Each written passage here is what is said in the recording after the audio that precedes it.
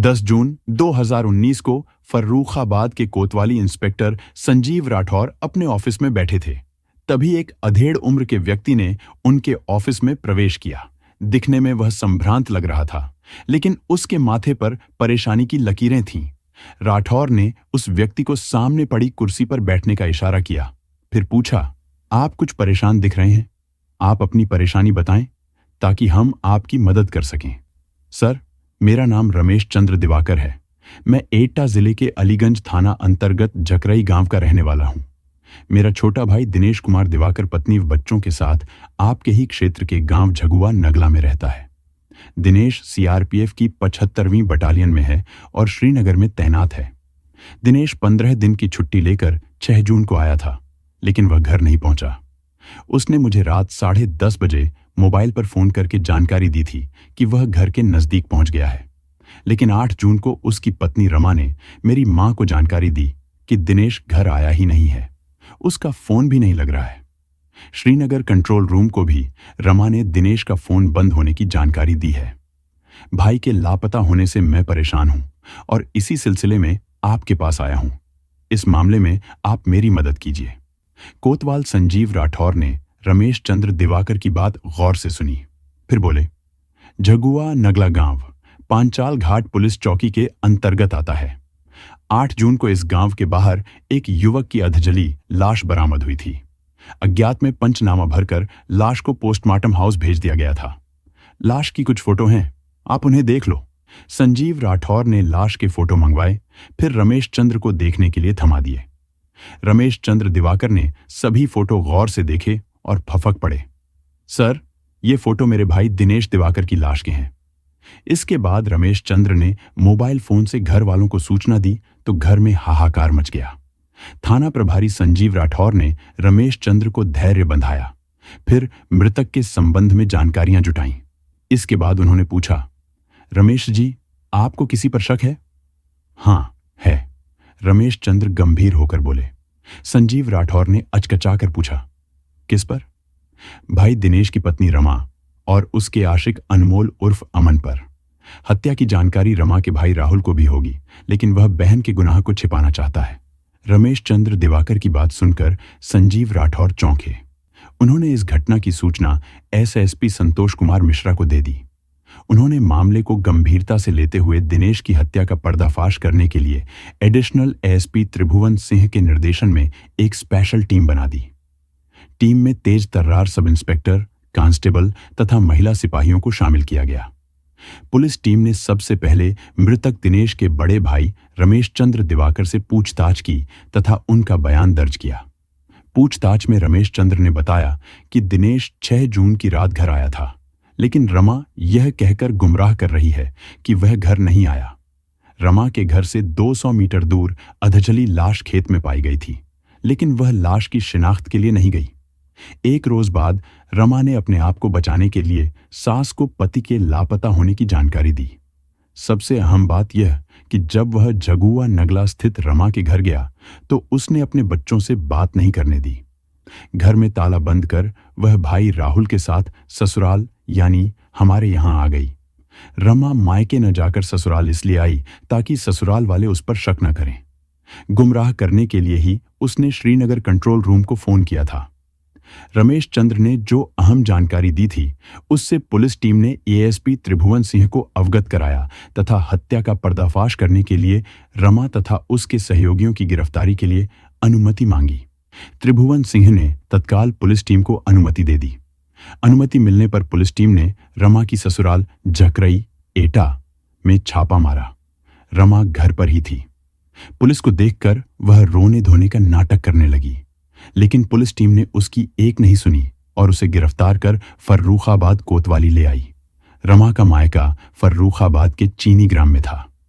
Police team ने वहां छापा मारकर रमा के भाई राहुल दिवाकर को भी गिरफ्तार कर लिया।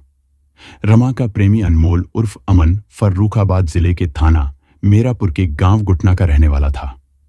पुलिस टीम ने उसके घर छापा मारा तो वह घर से फरार था। घर पर उसके पिता महेश दिवाकर मौजूद थे। उन्होंने बताया कि अनमोल 2 दिन से घर नहीं आया है। पुलिस टीम ने जब उन्हें बताया कि पुलिस को एक हत्या के मामले में अनमोल की तलाश है तो वह आश्चर्यचकित रह गए।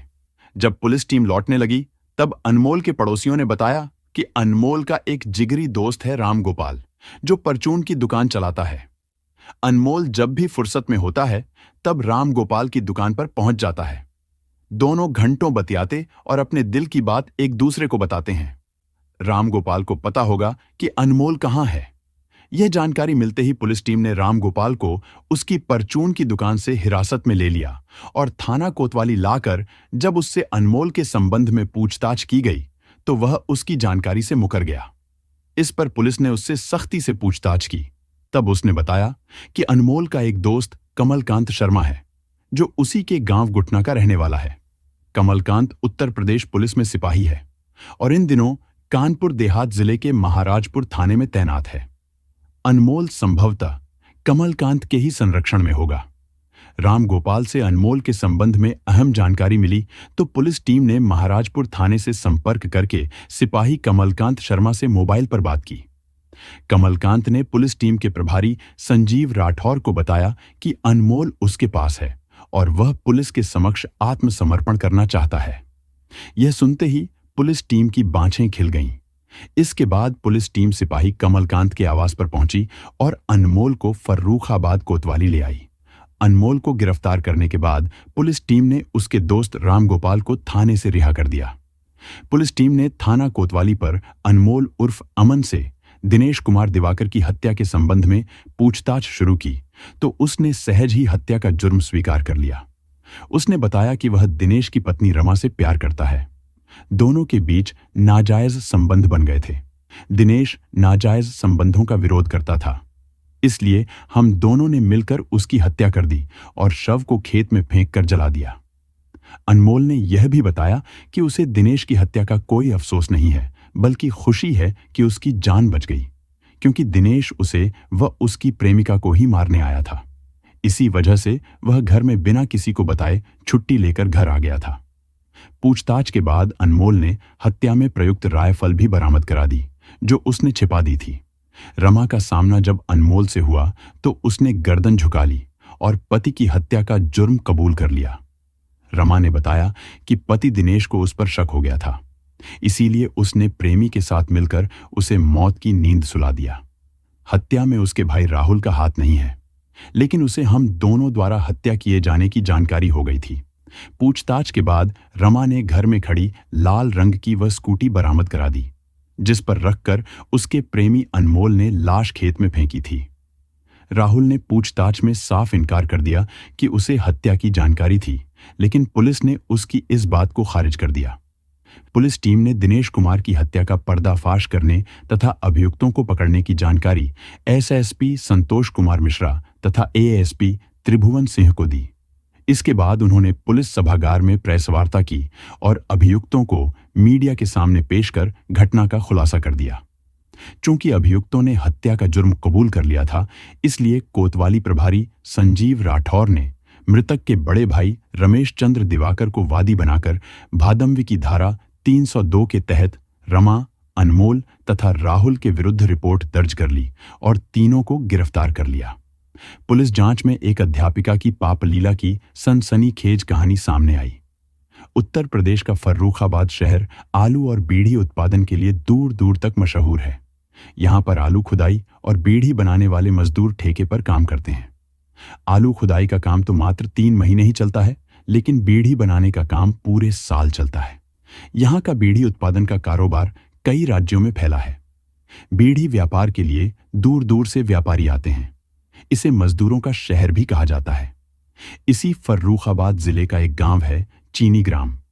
इसी गांव में देवकरण दिवाकर अपने परिवार के साथ रहते थे। उनके परिवार में पत्नी मालती के अलावा बेटी रमा तथा बेटा राहुल था। देवकरण दिवाकर प्रतिष्ठित व्यक्ति थे।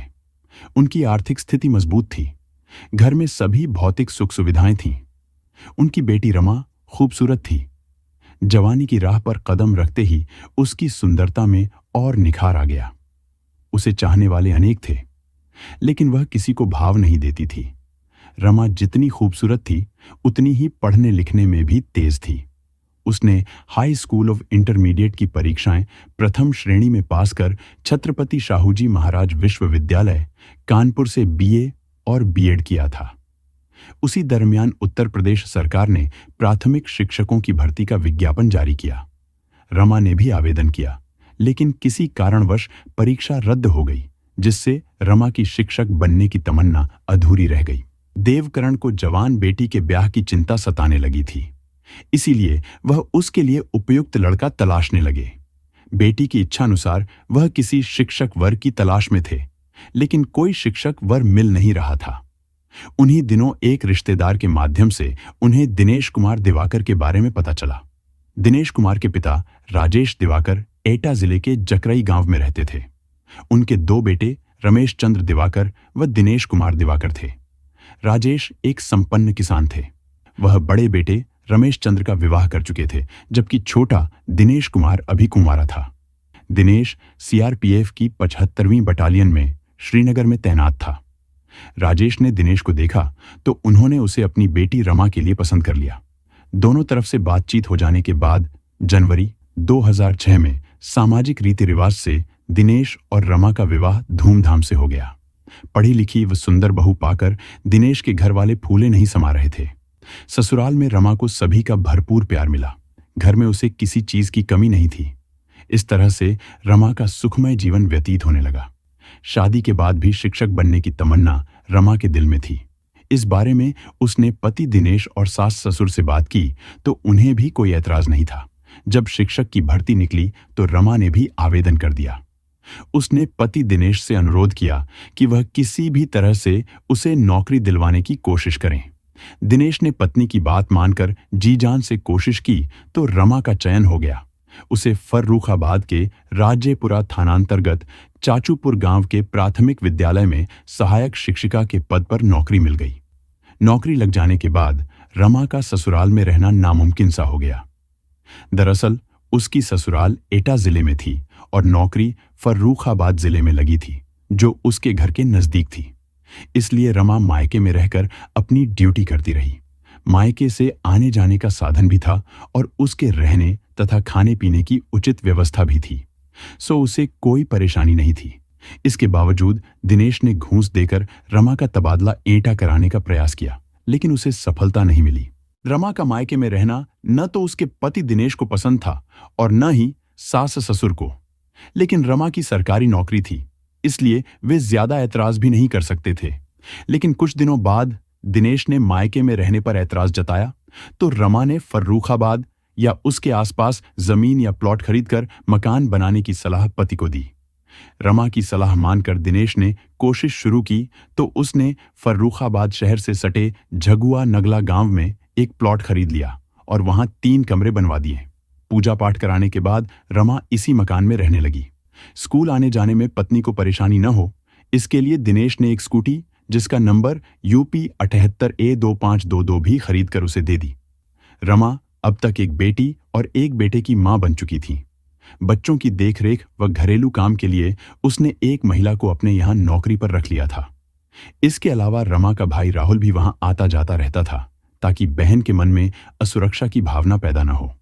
रमा की सास उर्मिला भी कभी कभी उसके पास आती जाती रहती थी।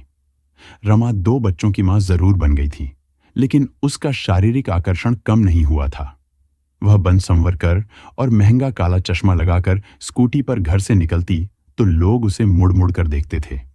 रमा को स्वयं भी अपनी जवानी पर गर्व था, लेकिन ऐसी जवानी का क्या जिसका कोई कद्रदान न हो। दरअसल रमा का पति दिनेश सीआरपीएफ की 75वीं बटालियन में श्रीनगर में तैनात था। उसे तीसरे चौथे महीने बड़ी मुश्किल से महीना या 15 दिन की छुट्टी मिलती थी। दिनेश जब साथ होता तो रमा की जिंदगी में बाहर आ जाती थी। वह उसके साथ खूब मौज मस्ती करती, लेकिन उसके जाने के बाद उसके जीवन में नीरसता आ जाती। उसका दिन तो स्कूल में बच्चों के बीच कट जाता, लेकिन रात करवटें बदलते बीतती थीं। कभी कभी वह सोचती कि उसने सैनिक के साथ ब्याह करके भारी भूल की है।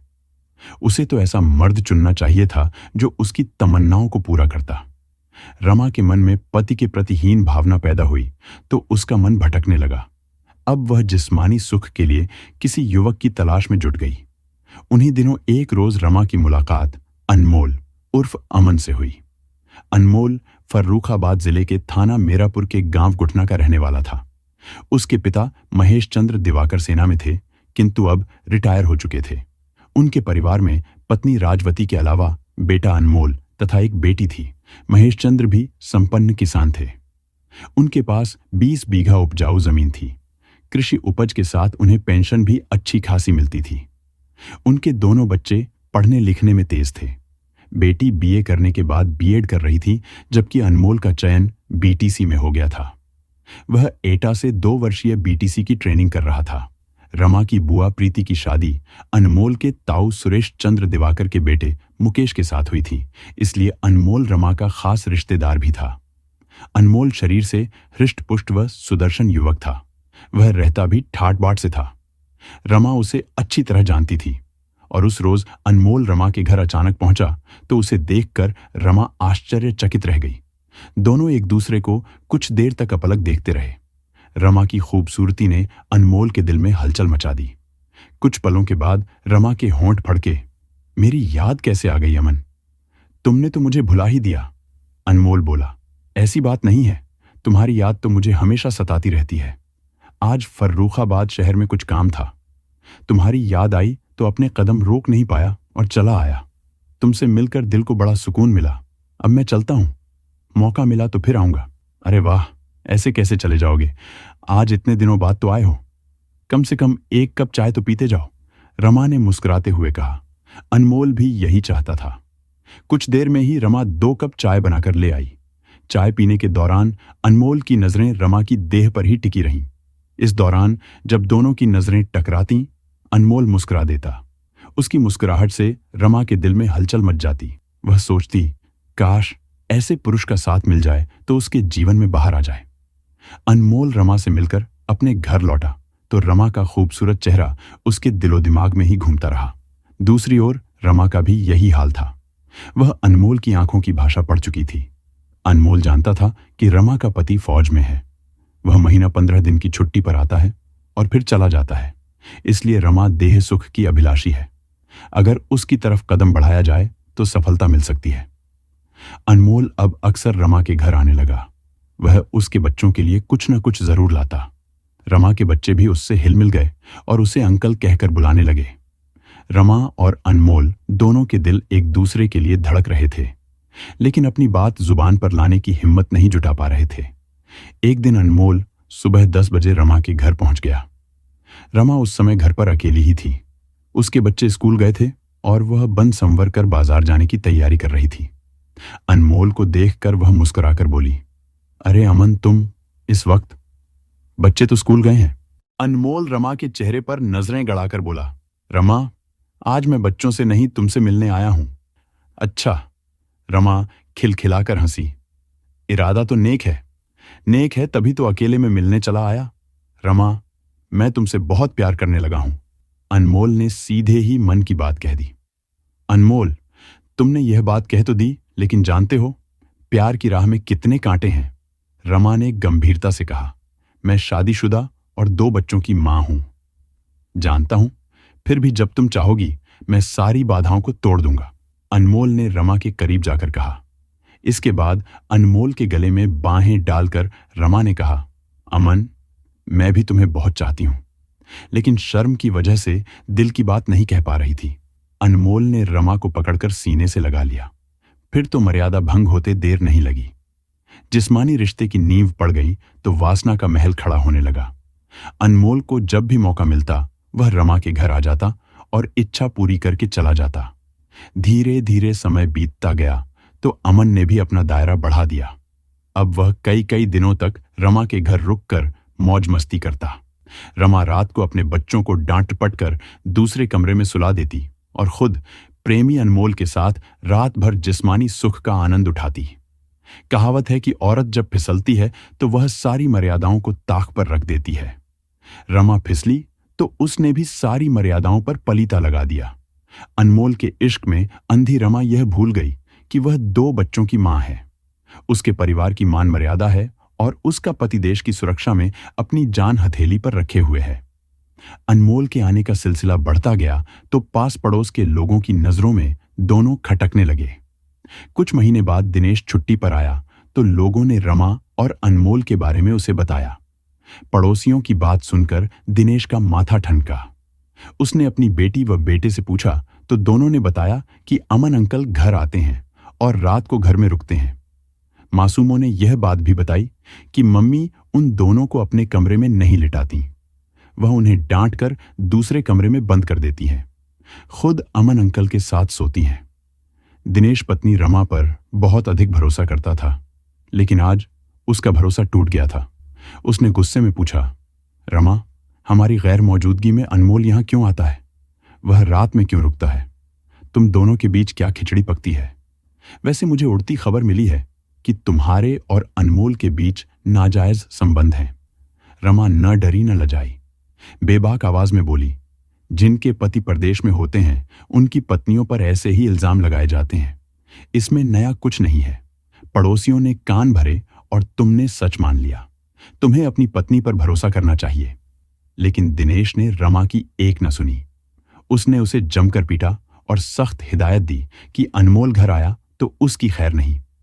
उसने अनमोल को भी उसके गांव जाकर फटकारा और उसके मां बाप से उसकी शिकायत की। दिनेश जितने दिन घर में रहा, अनमोल को लेकर उसका झगड़ा पत्नी से होता रहा। बात बढ़ जाती तो दिनेश रमा की पिटाई भी कर देता। छुट्टी खत्म होने के बाद दिनेश अपनी ड्यूटी पर चला गया। दिनेश के जाते ही रमा और अनमोल का मिलन फिर से शुरू हो गया। हाँ, इतना जरूर हुआ कि अनमोल अब दिन के बजाय रात को आने लगा था। प्रेमिका की पिटाई से अनमोल आहत था। उसका मन करता कि वह दिनेश को सबक सिखा दे। रमा जान चुकी थी कि उसके बच्चे उसकी शिकायत दिनेश से कर देंगे, इसलिए वह अब बच्चों से भी सतर्क रहने लगी थी। बच्चों के सो जाने के बाद ही वह अनमोल को फोन कर घर बुलाती थी। अनमोल शराब पीता था। उसने रमा को भी शराब का चस्का लगा दिया था। बिस्तर पर जाने से पहले दोनों जाम टकराते थे। मई के महीने में दिनेश छुट्टी लेकर घर आया तो पता चला कि अनमोल मना करने के बावजूद उसके घर आता है। रमा उसे मना करने के बजाय उसके साथ शराब पीती है। यह सब जानकर दिनेश का खून खौल उठा। उसने जमकर रमा की पिटाई की और धमकी दी कि जिस दिन वह दोनों को साथ देख लेगा उसी दिन उनके सीने में गोली उतार देगा। उसने रमा के नाजायज रिश्तों की जानकारी अपने भाई रमेश चंद्र को भी दे दी। कुछ दिन घर रुककर वह फिर वापस श्रीनगर चला गया, लेकिन इस बार दिनेश का मन ड्यूटी पर नहीं लगा। उसने किसी तरह अपने अधिकारी से आने के 20 दिन बाद ही 15 दिन की छुट्टी मंजूर करा ली। इस बार दिनेश ने छुट्टी मंजूर होने तथा घर आने की सूचना किसी को नहीं दी। हर बार वह छुट्टी मिलने की सूचना फोन से पत्नी को दे देता था। इसकी वजह यह थी कि वह अचानक घर पहुंचकर देखना चाहता था कि पत्नी पीठ पीछे क्या करती है। इधर दिनेश के जाते ही रमा और अनमोल फिर से मौज मस्ती में डूबने लगे। उन दोनों को विश्वास था कि अब 4 महीने बाद ही दिनेश छुट्टी लेकर घर आएगा।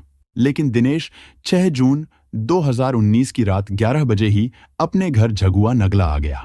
दरअसल वह दोनों को रंगे हाथ पकड़ने तथा उनका काम तमाम करने ही आया था।